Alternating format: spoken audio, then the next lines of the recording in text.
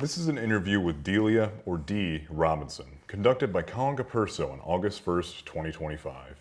Delia's deep roots in Orleans County and a lifelong passion for history have made her a central figure in preserving and promoting the rich heritage of the region. From her early years, shaped by influential people and experiences, she has developed a dedication to historical preservation and archival work that has guided her career. Appointed the deputy town historian in 1982 and later serving as the town historian after J. Howard Pratt's passing, Dee has embraced her role with a commitment to both official record keeping and honoring community memory. Her leadership extended statewide through her presidency of the New York State Municipal Historians, where she championed local history initiatives. Dee is also an accomplished author with works like Historical Gains and Historical Amnesia, reflecting her passion for uncovering and sharing stories that shape the local identity. Her educational programs, ranging from cobblestone masonry workshops to explorations of women's history, have brought alive for audiences across Orleans County, earning her prestigious recognition such as the New York State Preservation League Architectural Heritage Year Award. In this interview, Dee reflects on the challenges and rewards of preserving local history, her mentorship of local and future historians, and her hopes for the ongoing stewardship of Orleans County's past. Her story is a testament to the power of community engagement, scholarship, and dedication to heritage. Thank you so much for joining us today, Dee. Thank you for having me. Of course. So looking at your personal background and perhaps some inspirations throughout your life, can you share some memories from your life here in Orleans County and how your environment perhaps influenced your interest in history? Well, to begin with, three of my grandparents came over here to the United States from Europe, two from Germany and one from Poland. My grandfather from Poland stowed away on a ship, and they didn't find him until they got halfway across the Atlantic. What are you gonna do then? And then he first worked in Newfane, and then he went to Pennsylvania, and that's where he met my grandmother. And so there was always this kind of interest in, well, how did he come? Why did he come? My other grandparents came here from Germany. My grandmother, when she was 4, I have the jacket she wore on the ship when she came over here. And then when I was in high school, after my senior year, the Girl Scouts went to Mexico, and I went to Mexico over Christmas, which my one grandmother couldn't hardly stand.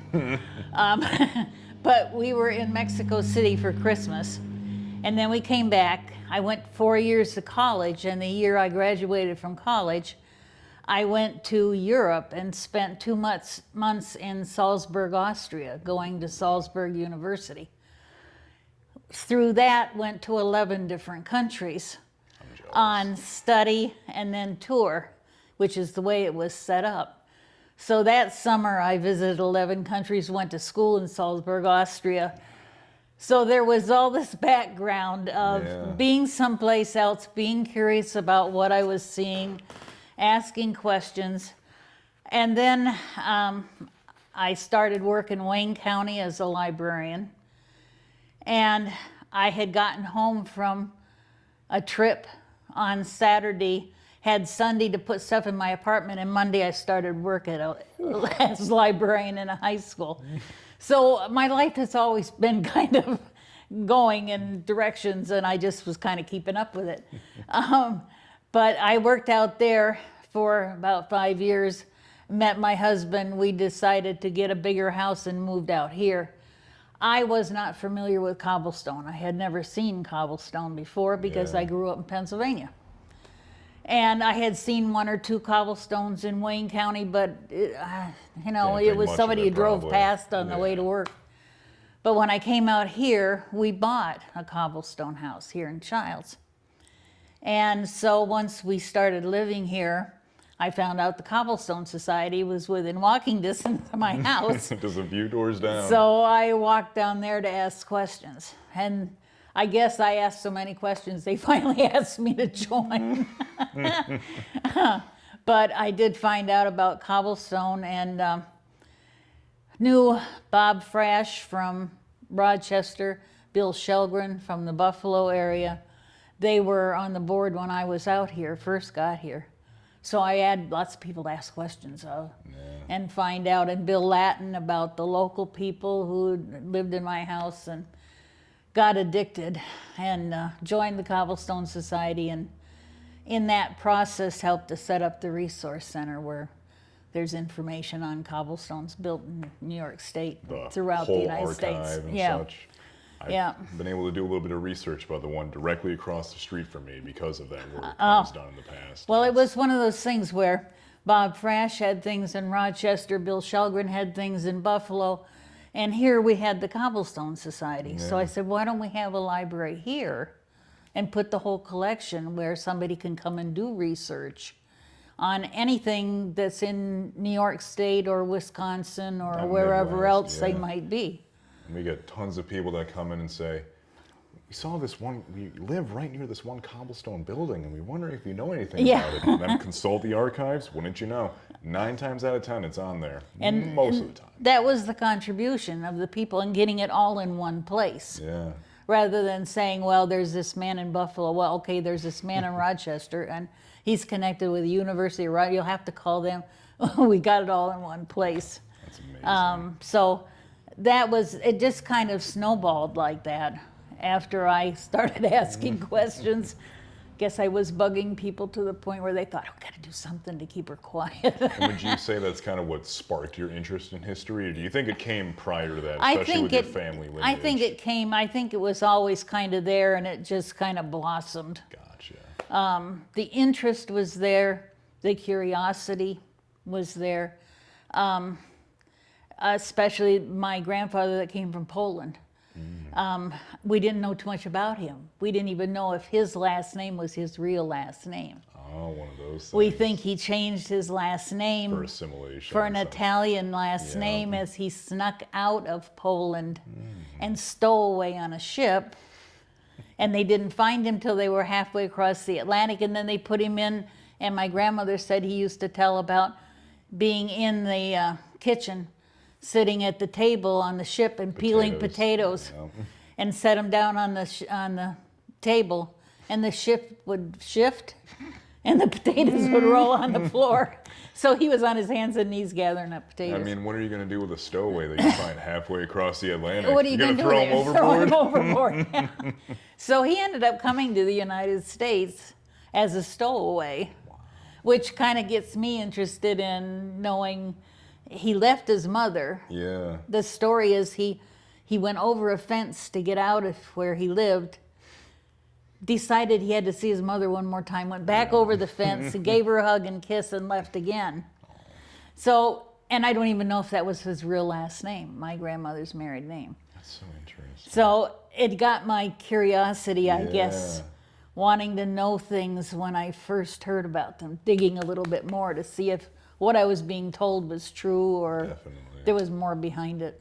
Yeah. And kind of thinking about that, and perhaps it kind of goes hand in hand with what you were mentioning, are there any specific individuals or events in your early life that sparked a passion for historical preservation or historical interest? I think that mainly family background. Yeah. And I went to college and went to be a librarian, but as my second interest was history. And I tried to enroll in the history and they were full, so I had to take geography. But it kind of was sort of To an extent. yeah. So I got a double dip there. I did some geography and some history in college, so. And can you think of any educational experiences or perhaps a mentor that guided you in a career towards history and other archival works in that regard? I don't know if it was one particular person, but I think a series of people. In things that I did, there would be a person who said, hey, Dee, did you ever try looking into this? Yeah. You know, and so a lot of people making suggestions. It's like when I pulled together a book on the history of Gaines just after we moved here. I mean, I hadn't been here very long. And it was about the history of Gaines, and somebody said to me, did you know that there were famous people who lived in Childs?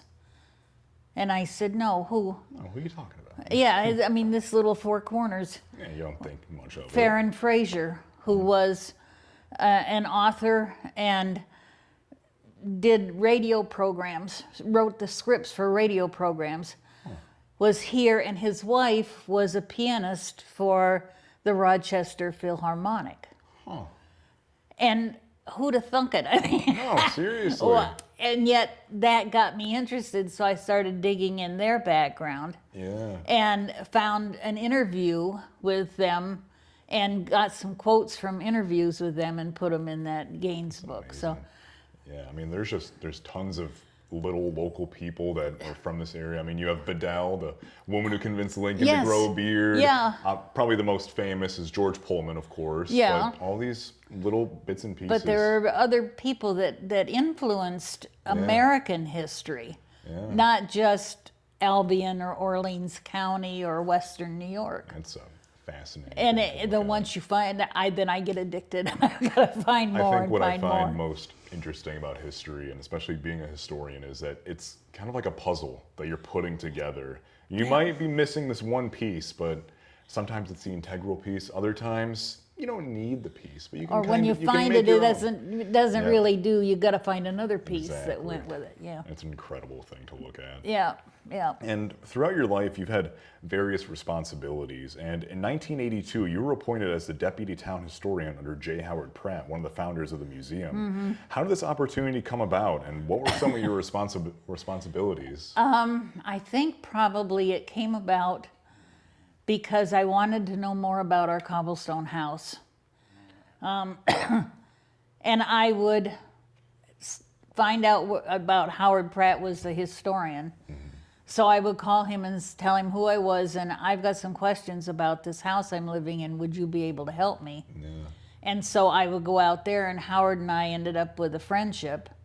And so I would talk to him and Bill Lattin and Bill's father, Carrie Lattin, that were involved in Cobblestone. So I was always constantly saying, hey, did you know that? And could you help me find... and so I knowing Bill, he knows everything about everything. Yes, he does. Yes, he does. And so I kind of ended up with a friendship with those three men that were all geared into the history of this area. And Howard Pratt, when I was working with Howard, he was historian for the town of Gaines. Mm-hmm. No other town in Orleans County had a deputy historian. Until Howard went to the town of Gaines and said, I think Dee ought to be appointed deputy historian. Were you the first deputy historian in Orleans County? That's Yeah. amazing. Yeah, and but Howard was in his late 80s, early 90s, and so I would help him find things or keep a record of things, and we got to be friends. It wasn't so much colleagues as it was friends. Kind of guided you into and he kind of said, well, I think you ought to do this. I don't have the time, or I don't have the writing ability to do that. I think you ought to do this. And what were some of the things that you did as deputy historian? I kind of went first with Howard's pointing, saying, I think we ought to do some research on this, or could you help me find this? And at the time I was involved with Howard, I also was getting involved with the Cobblestone Society. Gotcha. So research got going on research that got going on research. And Cobblestone being in the town of Gaines, and the town of Gaines historian needed to know about, it all kind of overlapped. Gotcha. And I ended up with more research than I probably needed to do. One As thing if college wasn't enough, right? Yes, right. Yeah, well, I kind of got the implementation to get going on something and think, where else could I look for the information? Who else could I ask? And that's what a lot of history is. Yeah. Because you think you've heard all the stories until you talk to that man down the road at that farm whose grandfather settled here. So you have to piece things together as you hear a story. Yeah, Bill and I are still trying to wrap our heads around this one thing. I acquired a lot of old artifacts from my grandfather that passed away last summer, and one of these things was a transcription of an old piece of history, primarily in Waterport.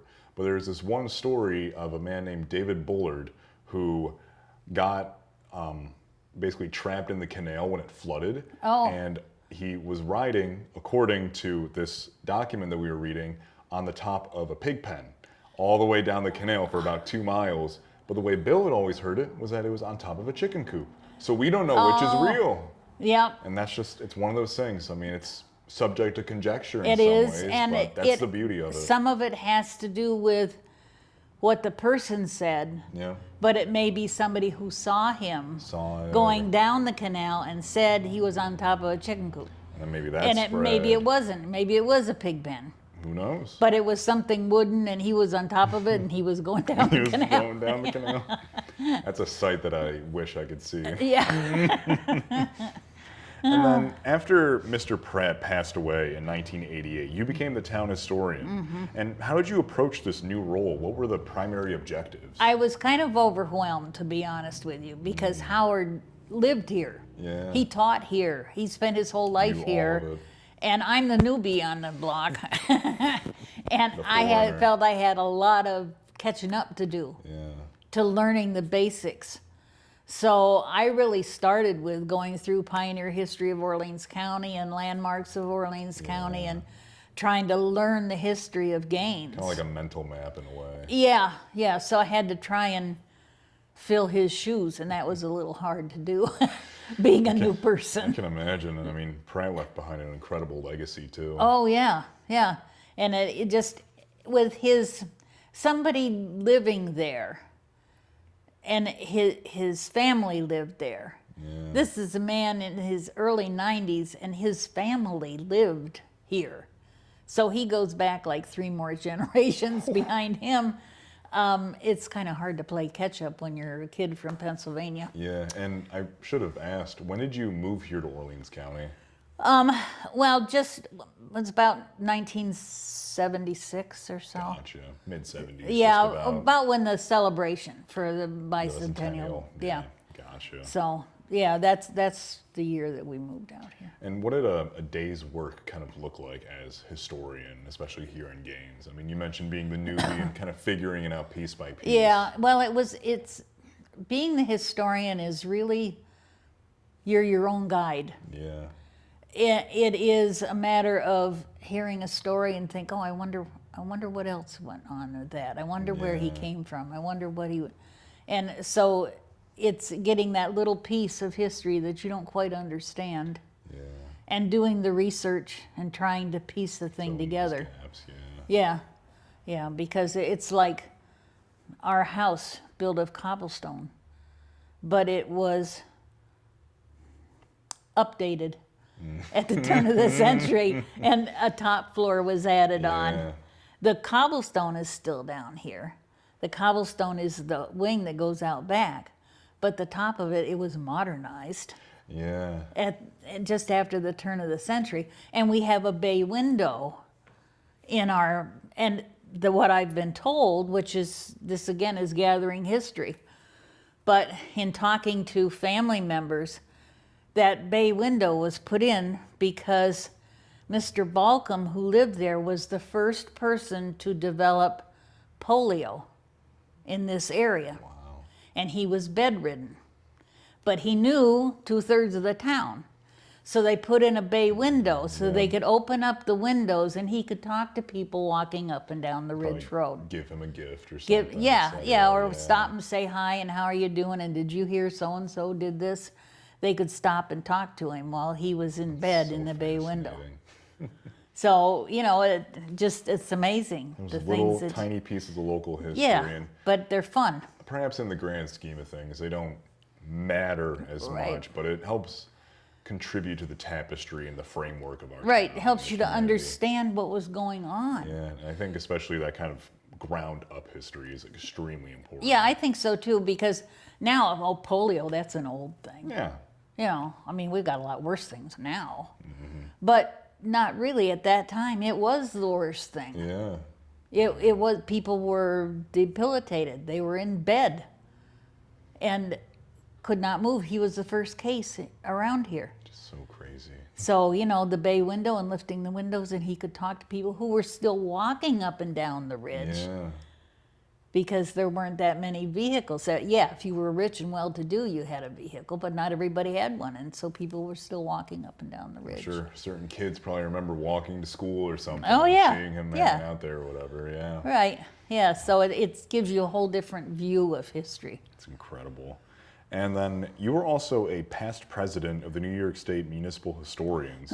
What initiatives did you undertake to promote local history across the state? What we did was, when we had meetings, was to have the different people give a report of what they were doing so that you could get an idea of who was just kind of going into the office and, filling out the chart, and the person who came up with a good idea. And we'd have meetings and talk about, what project are you doing now?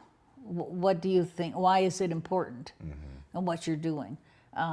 What kind of sources are you using? Are you talking to people, or are you going down in the deeds, or where are you finding your information? So we tried to get,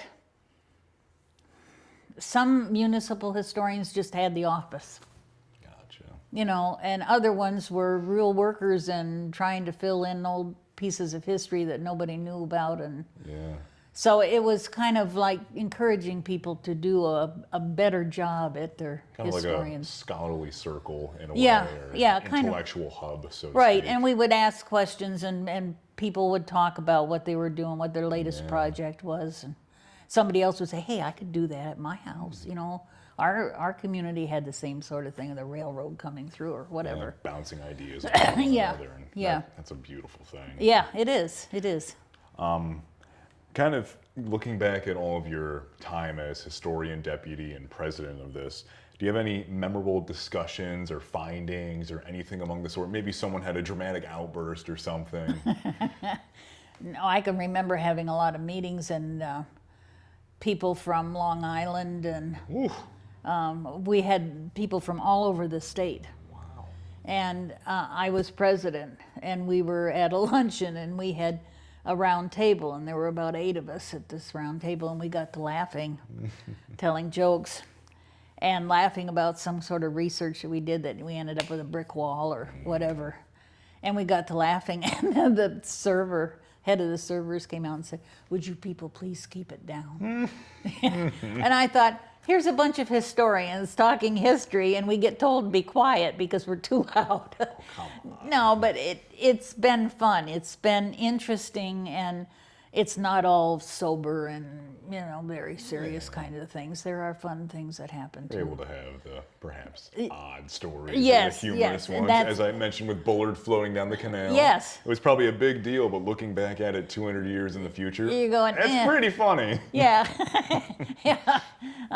But it's interesting because, and also when you get that sort of camaraderie, people end up telling stories that are very interesting because they're more relaxed, and they know you're as interested in their local history as they are because you do the same sort of job. Which is, I love that kind of environment. Makes me miss being in school right now. Yeah. And how did you oftentimes balance historical record keeping, your works as historian, with community memory and other oral traditions? Well, working with Howard Pratt, I would take cues from him too, because he knew certain people in town that I wouldn't have known. He lived here all his life. I was the newbie. And if I had something I was trying to research, I would go to Howard and say, do you know who would know about the canal? Anybody whose family lived on the canal? Or can I talk to somebody that would, because I didn't know canal. I was from Pennsylvania. I didn't know anything about the Erie Canal. I've heard the song. 15 miles. That's as far as it went. So I had basic 101 New York State learning to do, and Howard Pratt had a lot of that information. So I learned a lot from him just through talking, not necessarily heavy paperwork of research, but just interviewing him and talking about tradition, passing down and stuff. Right. What do you think is probably the most valuable thing that you learned from him? If you could pick maybe one or two things. Oh boy. Probably keeping a record of what you found. Yeah. Documenting who told you, or where you found it that was in the deeds in the county clerk's office, because I can remember him having things on the dining room table and we're talking about a project and he went, oh, wait a minute, I've got something upstairs. So he went upstairs and he had some files up in his bedroom that he brought down and put on the table. But it was a matter of documenting what you found, not just verbally say, oh yeah, I found this, you're not gonna believe it. But he would document it, even though he lived through it. And he could tell me firsthand, you know, well, my dad did so and so and such and such. It's different having it written But down. it's different when you can document and you can prove that it's not just a family tale. Exactly. That it's something that actually happened. I'm sure. And the documentation or an interview with someone would lead you to that one little piece in the interview. You think, oh, they said they bought property on this road. I wonder when they bought it. So then you go down to the deeds and you start looking for that name. And figuring out which house. And figuring out which house and when they bought it, and you can go from there.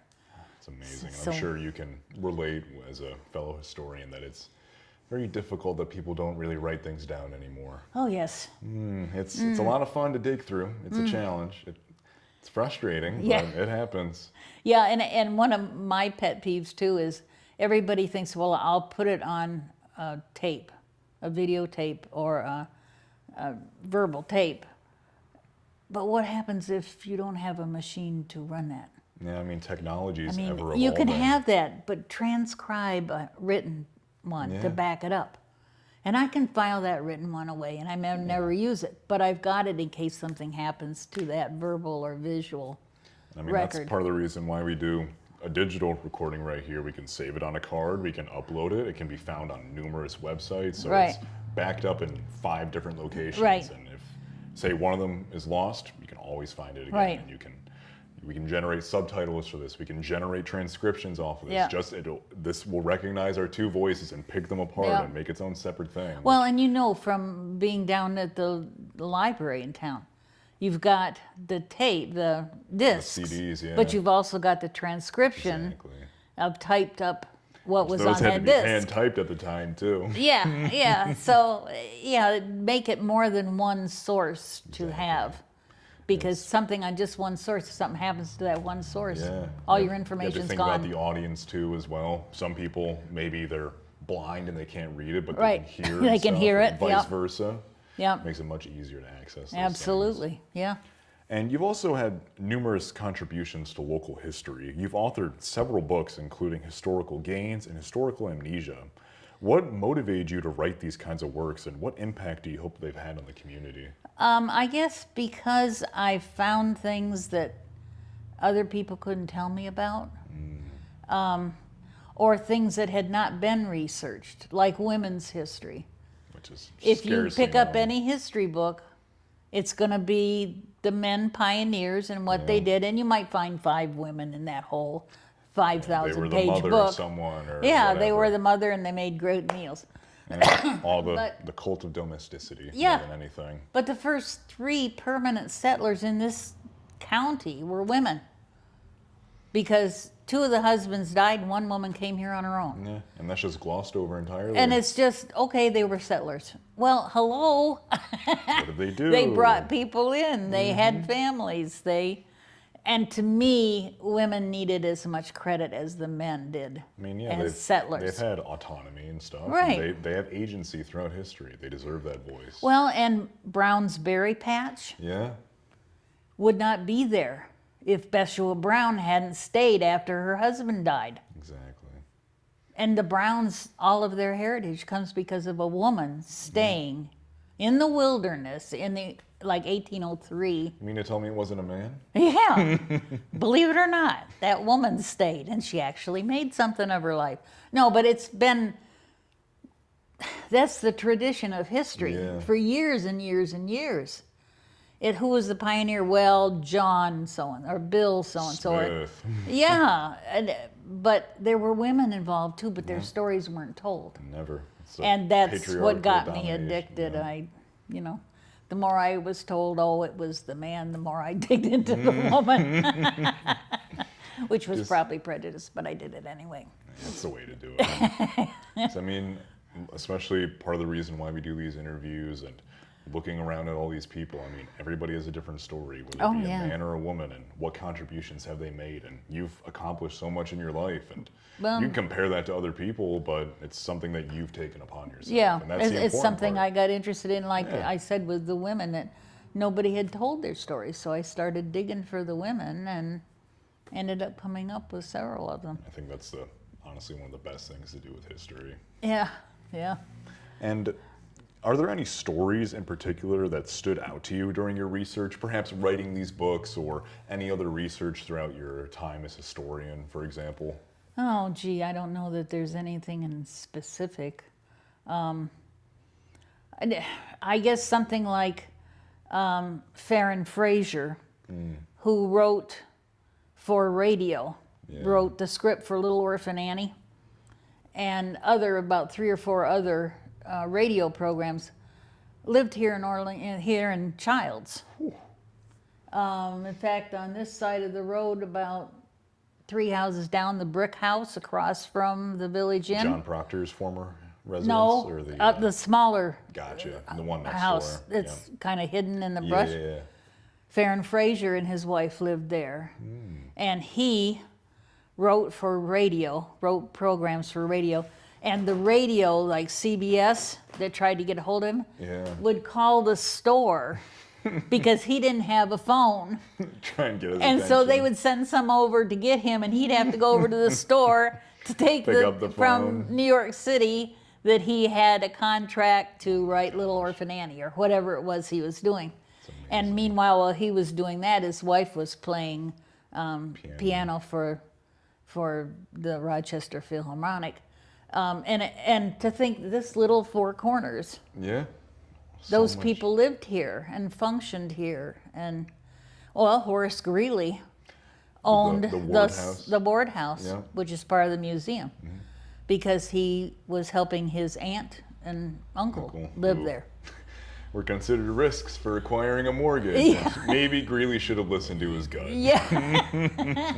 And I loved the idea that he came from Pennsylvania, but in telling that story, they said he walked the long and dusty Ridge Road. So he walked to get here Yeah. to sign for the house. And Horace Greeley, we have this image of Horace as, this important. Accomplished newspaper editor, Oh, yes. staunch abolitionist, No, presidential candidate. Oh, yes, and he was walking the Ridge Road. But simple man doing a simple Yeah, thing. yeah. I think love those that. kind of stories of somebody important in national history Yeah. actually affected something here or was here and affected American history. Same with Pullman, for example. Yeah. Pullman strike out in Chicago. These Right. small thing that erupted into this massive thing, and it's known throughout history by so Yeah. many. Yeah. I love it. Yeah. It's amazing when you tell somebody like that was in your small little town in Yeah. Orleans County. When you're walking through a house and you're thinking to yourself, the owner that had built this, what they did here and stuff, or sometimes looking at the stars and thinking that humanity's looked at them for Yeah. thousands upon thousands of years, the exact same Yep. sky. Yeah, they Kind saw of the shows same you how thing. small you are in some Yes, ways. it does. But it also opens room for so much Yeah. more. And I love Yeah. it. Yeah. And you've also been at the Hoag Library for a period of time. And during your tenure there, you've uncovered many specific findings. What can you tell me about some of them? I remember you showing me a photograph of someone at some point as well. Yeah, well, we have a photograph of Calvin Coolidge that was given to us by a man from Albion who worked for Calvin Coolidge. Yeah, 30th president. He ran a clothing store across from the White House, and he helped to provide Calvin Coolidge with his jackets and his Wardrobe. yes, all kinds of things in his wardrobe. So that sort of thing is very interesting. I don't know. There's been a lot of, well, just lately we have been given the transcript from Melissa Erlin in Clarendon of the Wilson hanging, the one and only hanging in Yeah. Orleans County. Yep. Well, in doing just spot research on the internet, thinking, I wonder if anybody else has put anything up lately since I researched this before, I found information on his children. He had killed his wife. Oh my. He was hung in Albion Yeah. I didn't know he had kids. He had a didn't. boy and a girl. I knew that obviously there was a hanging downtown, Right. but I didn't know he had children I either. didn't know he did until this year. And I've lived here how long, and I didn't know he had children, but nobody ever talked about it. He killed his No. wife, he got hung, da-da-da. You know, but he had a son and a daughter, and I found information about his son, that his son taught penmanship in New York City, that he had a talent for penmanship, and he's noted. His last name was Wilson, but he changed it to Smith because he was 7 when his father was hung. And these people in Carlton, I think it was, or Clarendon, maybe Clarendon, adopted him. Really? And their name was Smith. So he's known as Frank Smith, but he was originally Frank Wilson, the son of George Wilson that was hung. And I just found that this year. That's incredible. And so, you know, don't think you've got all the answers for every question, because that is something I never even thought about. Wow. I had no idea. No idea at all. Yeah. No. Because I've heard that story my entire life. but Yeah. I didn't About know the hanging and that all. there was more to it. Yeah. I never thought to look deeper into it. Well, I never did either until I was searching for George Wilson hanging, just winging it, Yeah, why not? and come up with this write-up of a paragraph on this man, Frank Earl Wilson, who changed his last name to Smith Yeah. because he didn't want questions about his background. Association and such. Yeah. That was my first assumption. Yeah. Until well, you you can mentioned that he was assume that adopted. because he changed his name. Yeah. He doesn't want people to know his real name is Wilson. Yeah. But that shows you, too, how well known that hanging must have been. Yeah. Especially how much, I guess, closer knit the community was. Yeah, in and a he certain was only way. 7. We're talking about a man that was like 28, 29. Yeah. So, you know, a long time after that hanging, and yet he didn't want to be associated with it. I don't think I would either. No, when your father kills your mother and then they hang your father. No, you don't really want to be associated You don't with want to that. be known for that. I haven't found out anything about his sister. I think she maybe was better at hiding out than. Maybe. So you never know incredible, what though. you're going to find. And you've also been very involved in the community and educating lots of the community. And in the 1980s, you presented several hands-on workshops regarding cobblestone masonry, and it ended up earning you the New York State Preservation League Architectural Heritage Year Award. That's a mouthful. What inspired you to focus on cobblestone masonry, and what do you remember most about those kinds of workshops? I think probably what got me going was the number of people who would contact Cobblestone Society and say, who do I get to repair my house? My house is cobblestone, but I understand you're not supposed to put regular cement in there. But who do I get that doesn't use regular cement? Yeah. And the more questions I got, I asked people, I said, would you want to learn how to do it yourself so that maybe you could plug a hole until you find somebody? Yeah. And they said, yeah. Well, it happened that over the years there were a couple, but one in particular that I can think of, men that did do some masonry himself, got involved with the Cobblestone Society, and we researched the mortar of the time, And the limestone. the lime mortar, and he and I kind of practiced together the amounts of what should be used, and tried it out on like the outhouses or The smaller the buildings. smaller buildings, so that if we messed it up, it wouldn't be too bad. Not something on the church, for Yeah, example. no, we don't want to do that. Not till we know what we're doing. So, but then we thought, well, if we know what to mix together to make the mortar, Yeah. then we could teach people to mix that mix. But then how do you put the stone up on the wall, and how do you make the design that's on the Yeah. wall? And so that's how the workshops got started. And they were quite popular for quite a while. Really? We had some down at the school. We had them at the ward house.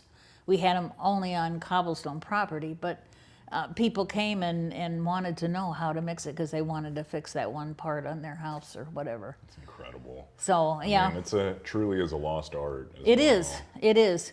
But that little bit helped us get a mason going, and he worked on things Yeah. even on the other side of Rochester. He would get a call from somebody that said, Come on, you know, yeah. we understand you know how to make the mortar. Could you fix our house? You know, so yeah, we had a time period there where we were letting people understand how to do something themselves if they couldn't find a quote professional Yeah. to do it. I mean, they're far and few between nowadays. Oh, too. absolutely. And there's fewer now Oh, yes. that work with mortar of any kind than there were then.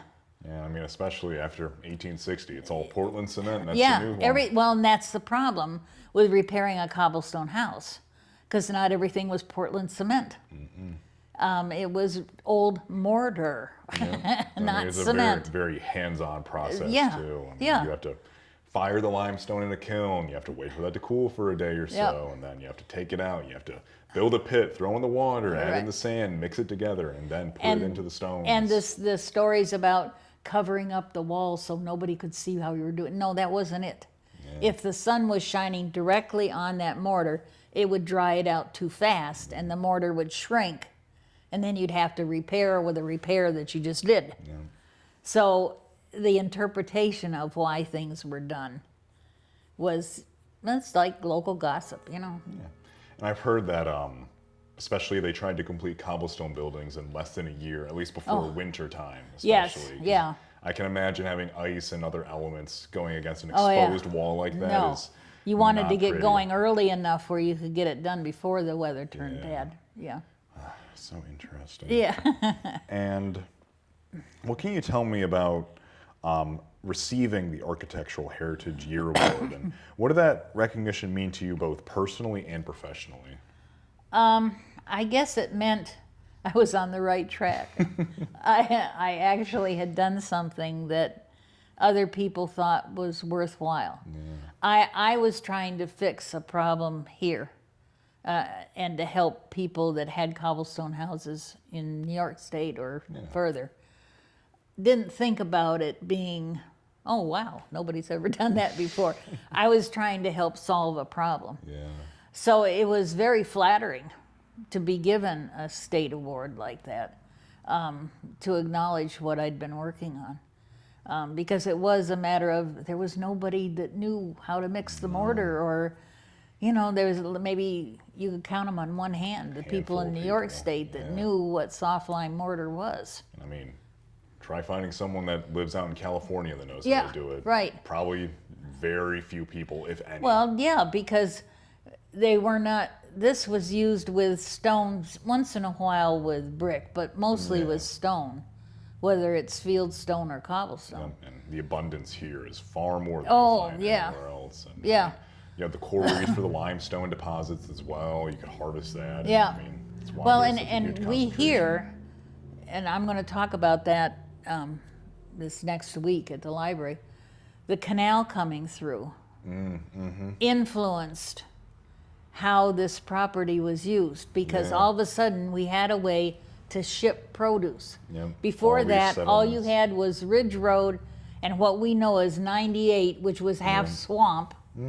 And you couldn't, your horses would get stuck in the swamp, let alone pulling a wagon with produce on it. Produce, It's not, everything. what didn't happen. It's not feasible. But once the canal went through, then you had a transport, and this area up here on the ridge, from the Ridge Road north, was the base of an old pre or post glacial lake, Yep. and so there was a lot of stone. Yep. Lake Iroquois. Yeah, and so people needed to clear more land because they could grow more things to send on the canal. And they're finding all these So they're stones in finding their all these field. stones. Well, what did they do with them? They built houses with them. Good old nuisance stones. Yeah. So, but the cobblestones too. They made ways to sort them, Yeah. small and medium and Little large, boards and the little beetle board. rings. Yeah. Some- So the Erie Canal going through influenced the whole area around here. Yeah, I mean, that's part of the reason why there's so many canal towns, as Yeah. they're called. And I mean, it's sad that the canal's more or less just a waterway that you cross over. Yeah, it's 'cause kind of a touristy kind of thing more now. than anything. I'll find people that bike the canal once a year or something. Right. But Yeah. historically, it's not really as ingrained as it used to be, I feel, No, in some not ways. as, no, now it's really a tourist trap. Yeah, I mean, and that's what, all I can think of growing up is, you hear, I've got a mule and her name is Sal, Yeah. but that's all you really hear about it. Yeah. We visited the locks in Lockport when I was a kid, but other than that, like, can't really put it all can't together. relate to it. No, Yeah, not it's at all. just, oh yeah, it's up there. Yeah, it's north of water. now. It's there. Yeah, You have to cross over a bridge. yeah. That's cool. Yeah, well, then the only thing I knew growing up in Pennsylvania was the song, Yeah. the Erie Canal. And I can remember singing it in music class, but had nothing to relate to till I got up here. Can't visualize it. You never probably seen it Erie either. Canal, it's water, okay, yeah. Yeah, they built that 200 years ago. That's cool. Yeah, so then I move in an area where I'm within a mile of the canal, right? Which is so interesting. Yeah, yeah. And then you've also continued to present a variety of programs during the years, including women's Victorian language and local women in history. What kind of drew you to these topics, and how have audiences responded to them? There again, it was a topic that I hadn't seen anybody doing. Yeah. And I got hooked on researching some women because the first settler in town of Gaines was Elizabeth Gilbert. Yeah. You know, Gilbert Creek, which my grandfather named. there you go. But there again, women's history was, oh, well, yeah, they cooked and they, yeah. Well, some of them were the only person because their husband died. Yeah. And there were several women that settled in Orleans County whose husband died on the way here or just after they got here. But instead of pulling up stakes and going back to Massachusetts or wherever they were from, they decided to stay and raise their kids here. So I thought that was quite something, Yeah. that women would feel that committed. It makes me think of stories I've heard of World War II and how women really essentially ran the country. And Oh, was yeah. the reason why the war effort Ran became what it was. the machines and produced things for the men to use in the war. I mean, yeah. you just don't hear that kind of You don't agency. hear that kind of story about women. And I guess I got addicted and I I decided, yes, we're going to tell it here. So It's amazing. And one of your programs focused on building preservation, which is all in the cobblestone era. And why do you believe that this was an important subject for the community to understand? because if we lose them, they're not going to be rebuilt. Yeah. If you lose a wooden house, you can rebuild it. You have pictures of it, you can make it look just like it did. But where are you going to find thousands and thousands of cobblestone that size to build that house? Probably not anywhere really. And I think that's the value of cobblestone. It's unique. And no one building is the exact same. No, every building is different. They may use a similar stone, Or a but style, the design is different, yeah. or the architectural style is different. Therefore, the amount of stone you need is different. It all varies on what you're trying to build. Do you think that's kind of an integral way of understanding the kind of framework of Orleans I County? think or so. Kind of Western New York? as a Western New whole? York, I think, because cobblestones were used to make blacksmith shops Yeah. and well houses and, Outhouses. outhouses. That they were used for everything. And if the house wasn't built of cobblestone, the smaller outbuildings were, but it was a way to get rid of the stone and you actually had a building for it. And I think it's unique because you go away from Western New York, you don't see as many. No. You get away from here and they aren't built. The abundance just decreases Yeah. the further south Yeah. you go and such. And you get to like places like Michigan and there's one house here. Yeah, I mean, there's a few. there's one or 5 two in in Canada Michigan, or whatever, whatever. yeah. But I mean, Yeah, that's about it. Yeah. You'll never find a concentration like what's right. housed here. That's right here. Yeah. And you also had a presentation on the history of Childs, which covered landmarks such as the Tillman's Village Inn, now the Tavern on the Ridge, and other enterprises. And what were some of the most surprising or perhaps little-known stories you've uncovered about the hamlet's past?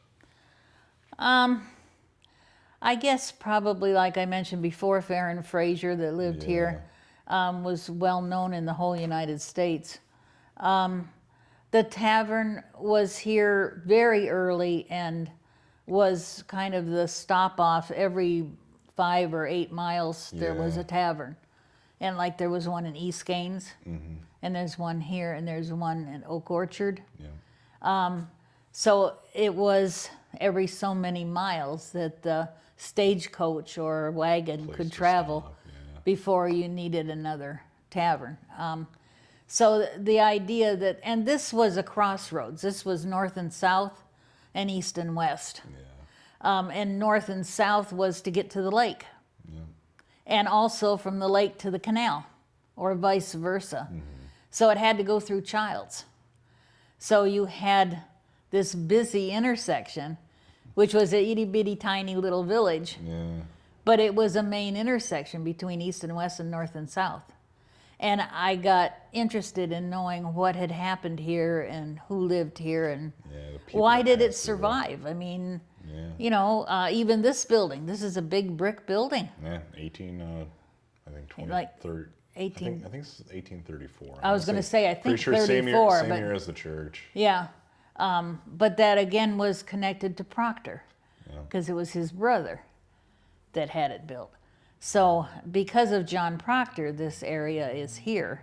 Yeah. He and his family, and our house, his daughter was involved with living in our house, Cynthia Proctor. So, and Balcombs were related to Proctor, and that's what Just owned a our house. So. heritage that's continued on. Yeah, and it was interesting to follow those little threads and find out Yeah. why something was where it was. And you might know the date, but I'm pretty sure Tillman's was constructed in 1823. I think Something so. like that, yeah, No, 1820s, no, early. 20s. Yeah. Yeah. I mean, thinking about that in terms of your house as well, I mean, I live over on Densmore Road, and Mr. Willard Densmore lived in my house, and built a barn 3 times because it burned down twice. Yeah. And just these tiny things. That The little things that kind of contribute. get, well, they get you addicted to know Yeah. more. It's a fascinating What kind of person endeavor. was he that he kept plugging away? I mean, he must have been a dedicated farmer because he Yeah. rebuilt his barn 3 times. Burned down in 1929, and then he rebuilt it immediately on the old concrete foundation. Second time was a case of arson.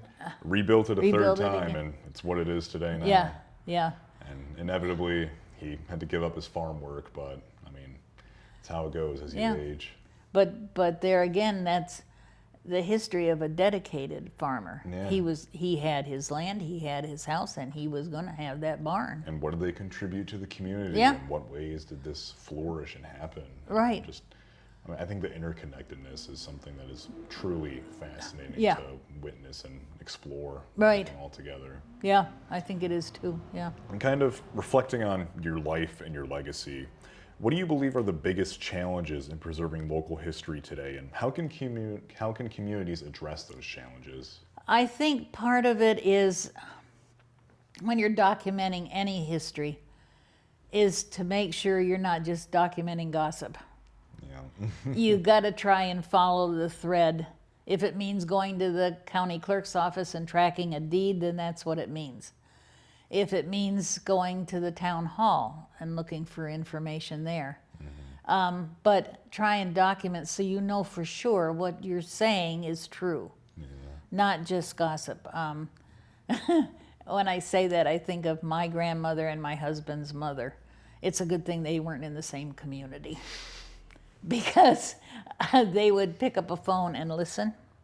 When my on the phone and party your line. phone, the Yep. 1 ring or 2 rings or 3, I can remember my grandmother sitting, listening like this on the phone so that she knew what was going on. And my husband's mother did the same thing.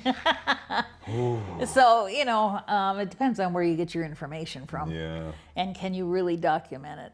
Or is it just hearsay? I think, especially as a college student, recognizing the bias in lots of readings and stuff. I mean, everybody's biased. You have to accept absolutely, that fact. yeah. But knowing why did they write this? What were they Right. thinking when they wrote this? Right. Why do they believe this? And what Or did they you have to read say it and you about go, uh-huh, Yeah. I know where they got this it? from. Exactly. And local history is like that.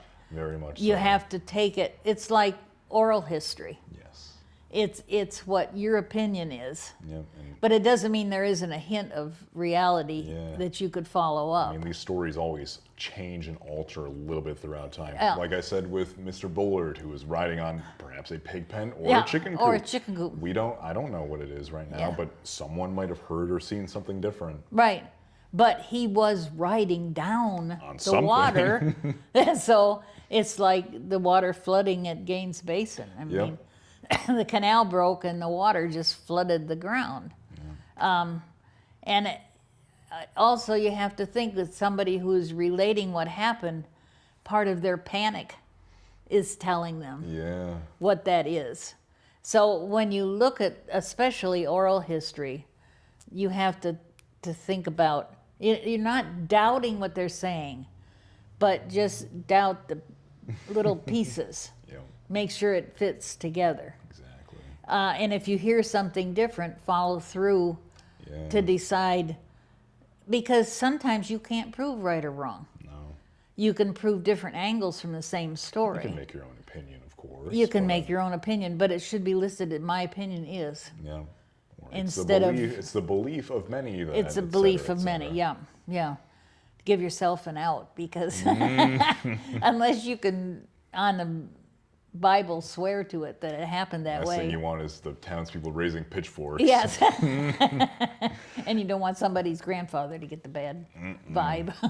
And have you also mentored others in this field of historical preservation, and especially kind of in that realm, especially for aspiring people? What kind of advice do you have to offer for those looking to continue this kind of important work? On preservation, Preservation, Or research, history. anything in that realm. I would say if you get told something, write it down, but then try and prove it as best you can.